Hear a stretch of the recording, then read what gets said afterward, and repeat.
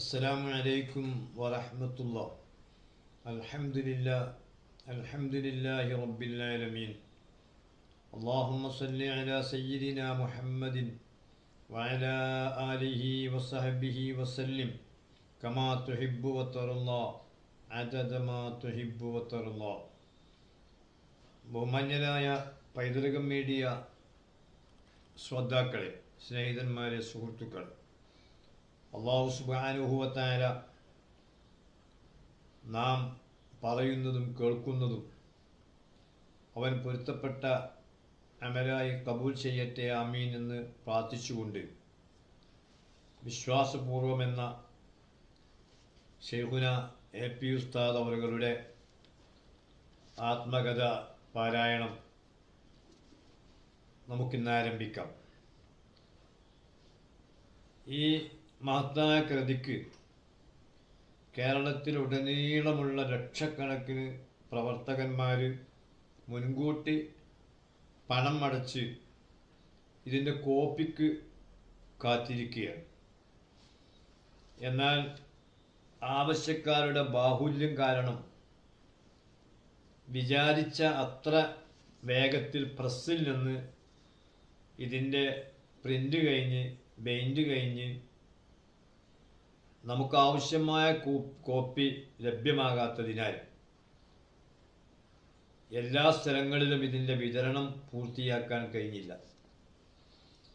ഇന്ന് ഞാൻ ജുമാക്ക് ചെന്നപ്പോൾ എൻ്റെ യൂണിറ്റിലെ ധാരാളം പ്രവർത്തകന്മാർ, നിങ്ങൾക്ക് എവിടുന്ന് അതിൻ്റെ കോപ്പി കിട്ടിയത്? ഇവിടെ യൂണിറ്റ് 100ഓളം കോപ്പിക്ക് ബുക്ക് ചെയ്തിട്ട് കോപ്പി കിട്ടിയില്ലല്ലോ. അപ്പോൾ നോക്കുമ്പോൾ ധാരാളം യൂണിറ്റുകാർക്ക് ഇതിൻ്റെ കോപ്പി ലഭ്യമായിട്ടില്ല. മാത്രമല്ല, ഇത് കിട്ടിയാൽ ഒറ്റയിരിപ്പിന് വായിച്ചു തീർക്കണം എന്ന മോഹത്തോടു കൂടെയാണ് ഈ ലക്ഷങ്ങൾ കാത്തു നിൽക്കുന്നത്. ഇത്രയധികം ആവശ്യക്കാരുള്ള ആത്മകഥ, ഇങ്ങനെയുള്ളൊരു ബൃഹത്തായ കൃതി ഇതിൻ്റെ മുമ്പ് ഇറങ്ങിയതായി എൻ്റെ അനുഭവത്തിലില്ല.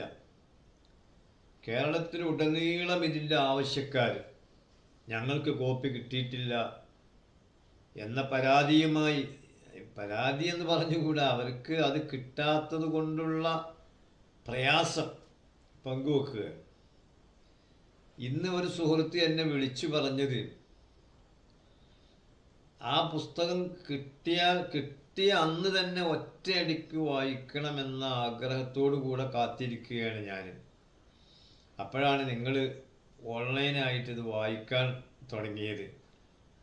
അപ്പോൾ ഞങ്ങളെ കോപ്പി കിട്ടിയിട്ട് വായിച്ചാൽ പോരെ, എന്നാൽ ഞങ്ങൾക്കും കൂടി അത് നോക്കിക്കൊണ്ട് കേൾക്കാലോ. ഞാനിത് വായിക്കാൻ തയ്യാറായത് എൻ്റെ വിദേശ സുഹൃത്തുക്കൾ, ചില ഡ്രൈവർമാർ, ആ പുസ്തകം നിങ്ങൾക്ക് കിട്ടിയോ, നിങ്ങളത് വായിക്കുകയാണെങ്കിൽ ഞങ്ങൾക്ക് ഈ ഡ്രൈവ് ചെയ്യുമ്പോഴൊക്കെ അത് കേൾക്കായിരുന്നു. ഞങ്ങൾക്കിത് അങ്ങനെ പെട്ടെന്ന് കോപ്പി നാട്ടിൽ നിന്ന് എത്തിച്ചാൽ തന്നെ വായിക്കാൻ സമയമില്ലല്ലോ എന്ന് 1-2 സുഹൃത്തുക്കൾ ആവശ്യപ്പെട്ടപ്പോൾ എന്നാൽ ഞാൻ നോക്കാമെന്ന് പറഞ്ഞ് അങ്ങനെ തുടങ്ങിയതാണ്.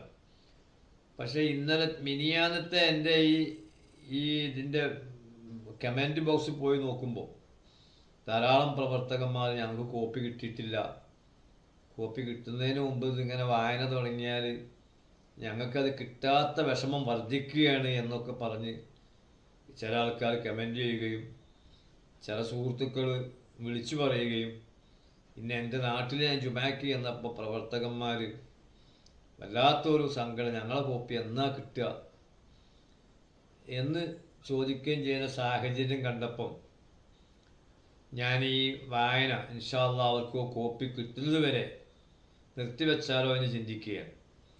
അപ്പോൾ നമ്മൾ മാത്രമല്ല, ഹിജ്റ വർഷത്തിലേക്ക് കടക്കുകയാണ്. നമുക്ക് മറ്റു ചില വിഷയങ്ങളിലേക്ക് നാളെ മുതൽ പ്രവേശിക്കാം. ഒരു മുഹറം 15ഓ 20ഓ കഴിയുമ്പോഴേക്ക് മുൻകൂട്ടി പണം അടച്ച് കാത്തിരിക്കുന്നവർക്ക് കോപ്പി കിട്ടുമെന്നാണ് മനസ്സിലാക്കുന്നത്. ഇൻഷാ അല്ലാഹ് അതിനുശേഷം നമുക്ക് ഇതിൻ്റെ ഉൾഭാഗത്തേക്ക് കടന്നുകൊണ്ടുള്ള വായനയിലേക്ക് പ്രവേശിക്കാം. ഇനി നമ്മളിപ്പോൾ ഇന്നലെയും ഇനിയാന്നും വായിച്ചത് തോമസ് ജേക്കബിൻ്റെ അവതാരികയാണ്. അതുപോലെ മലൈബാർ പ്രസിൻ്റെ ഡയറക്ടറായ ഹക്കീം അസ്ഹരിയുടെ ആമുഖക്കുറിപ്പുമാണ് നമ്മൾ വായിച്ചത്. ഇന്ന് AP ഉസ്താദിൻ്റെ ഒരു പ്രാരംഭ കുറിപ്പ്, അത് കുറഞ്ഞ വാക്കുകളേ ഉള്ളൂ. അത് വായിച്ച് ഒരു മുഹറം 15 വരെ നമുക്ക് നിർത്തിവെക്കാം. അപ്പോഴേക്ക് നമ്മുടെ ഇതിൻ്റെ കാത്തിരിക്കുന്ന ആശയോടുകൂടെ പ്രതീക്ഷയോടുകൂടെ എത്ര പെട്ടെന്ന് കിട്ടുമോ എന്ന അങ്ങേയറ്റത്തെ അത്യാഗ്രഹത്തോടുകൂടെ കാത്തു നിൽക്കുന്ന പ്രവർത്തകന്മാരുടെ ആ വികാരത്തിൽ പങ്കെടുത്തുകൊണ്ട് അവരുടെ വിഷമം ഉൾക്കൊണ്ട് പിന്നെ ഇൻഷാ അല്ലാഹ് മുഹറം 15 ശേഷം നമുക്കിതിൻ്റെ വായന പുനരാരംഭിക്കാമെന്ന് ഞാൻ ആഗ്രഹിക്കുകയാണ്. ഇത് ആവശ്യക്കാരുടെ എണ്ണം നമ്മൾ പ്രതീക്ഷിച്ചതിലേറെ ആയതുകൊണ്ടുണ്ടായ ഒരു പ്രയാസമാണെന്നും അതുകൊണ്ട് മുൻകൂട്ടി പണം അടിച്ച് കാത്തിരിക്കുന്ന ആരും നിരാശരാകേണ്ടതില്ല. ഇതിൻ്റെ കോപ്പിയുടെ എണ്ണം നമ്മളൊക്കെ പ്രതീക്ഷിച്ചതിലേറെ കൂടിയതുകൊണ്ട് പ്രസ്സിൽ നിന്ന് വിചാരിച്ച മുറക്ക് പിന്നെ പ്രിൻ്റ് ചെയ്ത് ബൈൻഡ് ചെയ്ത് കിട്ടാത്തത് കൊണ്ടുള്ള ഒരു പ്രയാസമാണ്.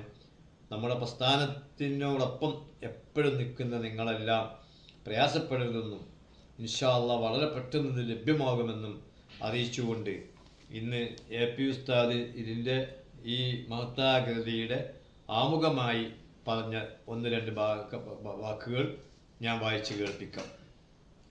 ആമുഖം. പ്രഭാഷണങ്ങളിലും ക്ലാസുകളിലും മറ്റു ചിലപ്പോൾ അപൂർവമായി കിട്ടുന്ന ഇടവേളകളിലെ സൗഹൃദ സംഭാഷണങ്ങളിലും പഴയകാല അനുഭവങ്ങൾ പങ്കുവെക്കൽ എൻ്റെ ഒരു ശീലമാണ്. അത് AP ഉസ്താദ് പ്രസംഗം കേൾക്കുന്നവർക്കൊക്കെ അറിയാം. പഴയകാല അനുഭവങ്ങൾ മഹാനവറുകൾ പങ്കുവെക്കാറുണ്ട്. അതാണ് അദ്ദേഹം ഈ എഴുതുന്നത്. സാന്ദർഭികമായ ഒരു ഉദാഹരണത്തിനോ അതല്ലെങ്കിൽ പഴയ കാലത്തെ പറ്റിയുള്ള ഒരോർമ്മപ്പെടുത്തലിനോ ഒക്കെയായിരിക്കും പലപ്പോഴും ഇത് പറഞ്ഞു തുടങ്ങുന്നത്. അക്കാലത്തെ സഹപ്രവർത്തകരുടെയോ സുഹൃത്തുക്കളുടെയോ പിൻതലമുറക്കാരെ കാണുമ്പോൾ അവരുടെ രക്ഷിതാക്കളുമായുള്ള അനുഭവങ്ങൾ അവർക്ക് കൂടി പറഞ്ഞു കൊടുക്കും. വ്യക്തികളെ ചുറ്റിപ്പറ്റിയുള്ള ഓർമ്മകളായിരിക്കും ഇവയിലധികവും. ആ അനുഭവങ്ങളൊക്കെ ഒരിടത്ത് ഒരുമിച്ച് കൂട്ടിയാൽ നന്നാവും എന്ന് ഇത് കേൾക്കുന്ന സഹപ്രവർത്തകരും വിദ്യാർത്ഥികളുമെല്ലാം പറയും. ചില വിദ്യാർത്ഥികളാകട്ടെ അവ കേട്ടെഴുതാൻ പിന്നാലെ കൂടും. എന്നാൽ ദിവസത്തിൻ്റെ ഏതാണ്ട് 3/4 ഭാഗവും ആളുകൾക്കിടയിൽ ചെലവഴിക്കുകയും വ്യത്യസ്തമായ വിഷയങ്ങളിൽ ഇടപെട്ടുകൊണ്ടിരിക്കുകയും ചെയ്യുന്നതിനിടെ ദീർഘനേരം ഒഴിഞ്ഞിരുന്ന് ഈ അനുഭവങ്ങളെല്ലാം ഓർത്തെടുക്കുക എന്നത് എപ്പോഴും അസാധ്യമായ കാര്യമായിരുന്നു. വർഷങ്ങൾക്ക് മുമ്പ് നടന്ന കാര്യങ്ങളെയും അതിൽ പങ്കാളികളായ വ്യക്തികളെയും ഓർത്തെടുക്കാൻ ഏകാഗ്രമായ സന്ദർഭങ്ങൾ വേണം. തിരക്കുകൾക്കിടയിൽ അങ്ങനെയൊരു സമയം കണ്ടെത്തുക പ്രയാസകരമായി തന്നെ തുടർന്നു. അതിപ്പോൾ AP ഉസ്താദിനെ അറിയുന്ന ആർക്കും അറിയാവുന്ന ഒരു യാഥാർത്ഥ്യമാണത്. എപ്പോഴാണ് ഉസ്താദിന് ഇതൊക്കെ എഴുതാൻ പറഞ്ഞു കൊടുക്കാൻ സമയം കിട്ടുക എന്നത് നമ്മളെ അത്ഭുതപ്പെടുന്ന കാര്യമാണ്.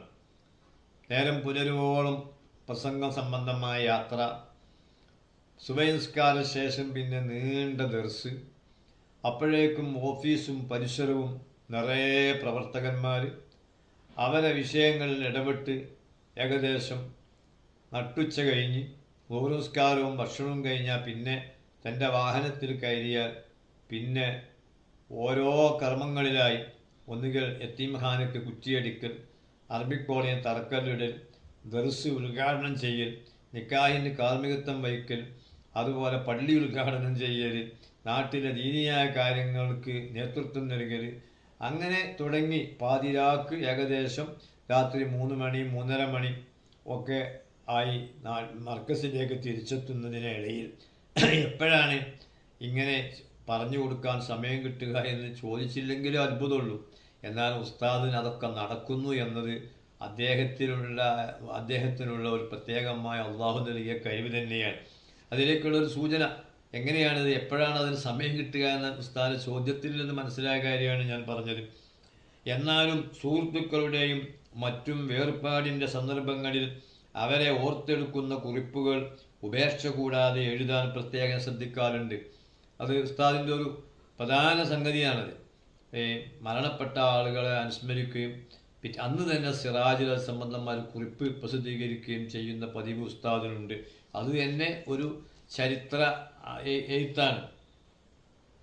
ഒരുപക്ഷെ ഞാൻ ഏറ്റവും കൂടുതൽ എഴുതിയതും ഓർമ്മക്കുറിപ്പുകളായിരിക്കും. കഴിഞ്ഞ അരനൂറ്റാണ്ടിനിടയിൽ എഴുതിയ അത്തരം എഴുത്തുകൾ ഒരുമിച്ച് കൂട്ടിയാൽ തന്നെ ആദ്യകാല അനുഭവങ്ങളിലേക്കുള്ള വഴി തെളിയും. ഈ പുസ്തകത്തിൻ്റെ രചനയിൽ ഏറെ സഹായിച്ചതും പല കാലത്തായി എഴുതിയ അത്തരം കുറിപ്പുകളാണ്. കോവിഡ് മഹാമാരിക്കാലം നമ്മുടെ ഓട്ടപ്പാച്ചിലുകളെ ഒരിടത്തേക്ക് ചുരുക്കിയപ്പോൾ തിരക്കുകളിൽ നിന്നെല്ലാം മാറി ഏകാഗ്രതയോടെ ഓർമ്മകളെ പൊടിതട്ടിയെടുക്കാൻ ഇക്കാലയളവ് സഹായിച്ചു.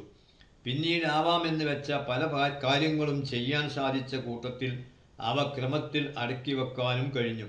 വിശദാംശങ്ങൾ അറിയേണ്ട കാര്യങ്ങൾ അതിൽ പങ്കാളികളായ ആളുകളോട് ചോദിച്ചറിയാനും ഈ ഇടവേള ഉപയോഗപ്പെടുത്തി.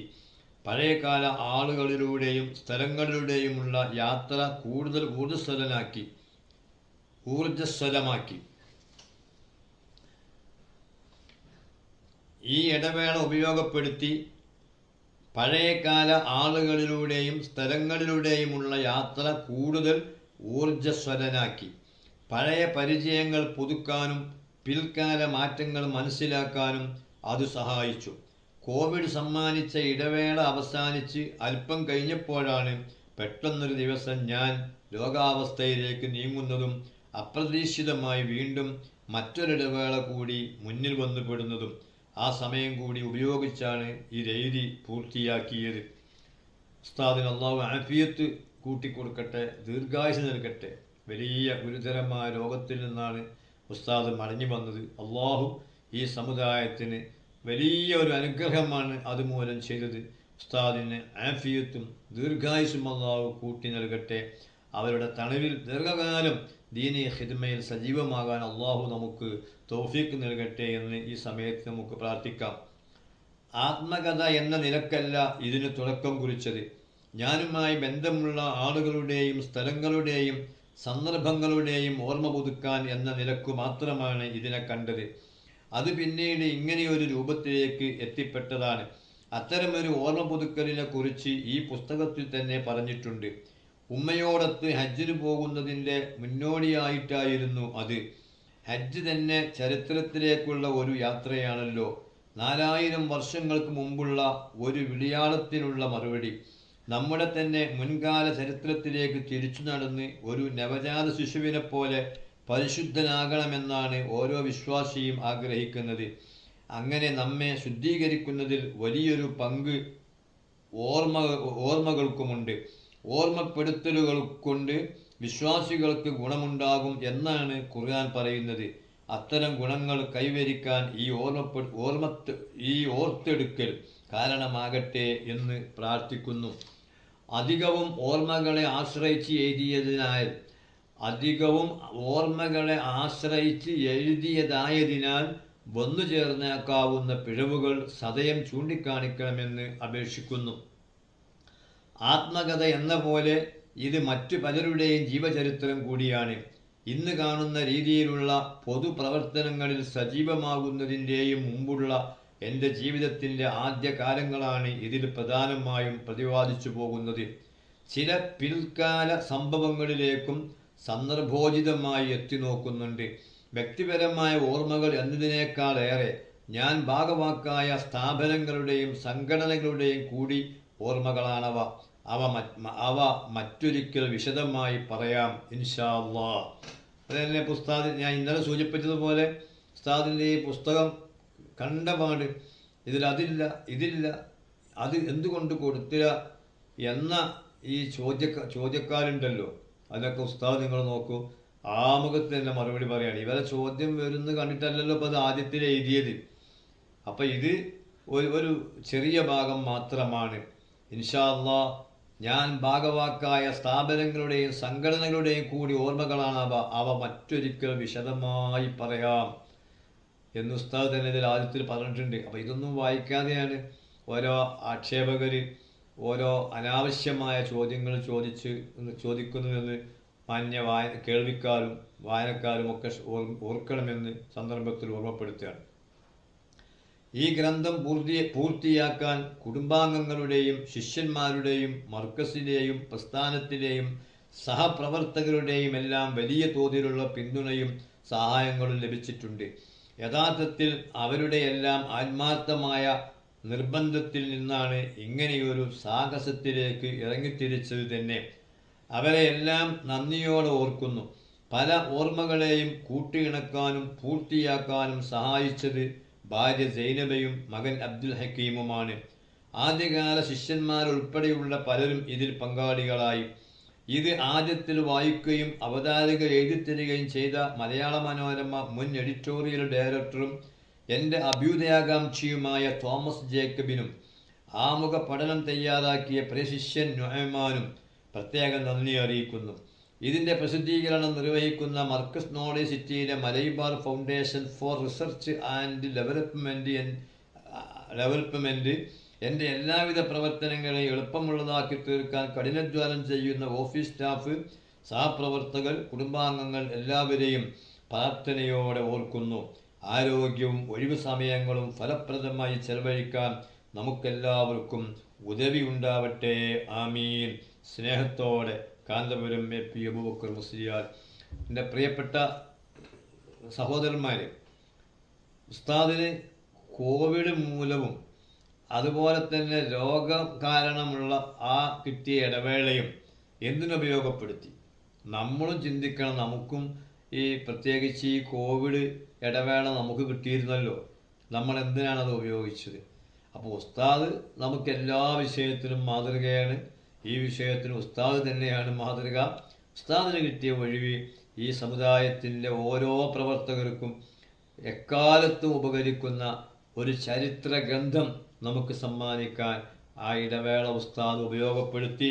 എന്നിട്ട് ഉസ്താദ് പറയാണ്, ആരോഗ്യവും ഒഴിവു സമയങ്ങളും ഫലപ്രദമായി ചെലവഴിക്കാം, നമുക്കെല്ലാവർക്കും ഉദവി ഉണ്ടാവട്ടെ. ആമീൻ എന്ന ദുആയോടുകൂടിയാണ് ഉസ്താദ് ഇതിൻ്റെ ആമുഖ എഴുത്തിൽ നിന്ന് പേന പിൻവലിക്കുന്നത്. ഉസ്താദിന് അല്ലാഹു ആഫിയത്തുള്ള ദീർഘായുസ് നൽകട്ടെ, ഇസ്സത്തും ഹിമ്മത്തും നിലനിർത്തി കൊടുക്കട്ടെ. ആ മഹത്തായ തണലിൽ ദീർഘകാലം ദീനീ ഖിദ്മ ചെയ്യാൻ നമുക്കും അല്ലാഹു തൗഫീഖ് നൽകട്ടെ. ആമീൻ എന്ന് പ്രാർത്ഥിച്ച് തൽക്കാലം ഈ വായന ഇവിടെ നിർത്തുകയാണ്. ഇൻഷാ അല്ലാഹ് മുഹറം ഒരു 15 ആകുമ്പോഴേക്ക് എല്ലാ യൂണിറ്റിലും ഇതിൻ്റെ കോപ്പി എത്തും എന്ന് നാം അനുമാനിക്കുന്നു. അത്ര കോപ്പിയുടെ എണ്ണം വർദ്ധിച്ചതാണ് ഇങ്ങനെ ഡിലേ വരാൻ കാരണമെന്ന് എല്ലാവരെയും അറിയിക്കുന്നു. ഇൻഷാ അല്ലാഹ് അതിനുശേഷം നമുക്ക് ഈ വായന തുടരാവുന്നതാണ്. നാളെ മുതൽ പൈതൃകം മീഡിയയിൽ അനിവാര്യമായ മറ്റു വിഷയങ്ങളിലേക്ക് നിങ്ങളെ ശ്രദ്ധ ക്ഷണിക്കുകയാണ്. വാഖിറു ദഅ്വാനാ അൽഹംദുലില്ലാഹി റബ്ബിൽ ആലമീൻ. അസ്സലാമു അലൈക്കും വറഹ്മത്തുള്ളാഹി വബറകാതുഹു.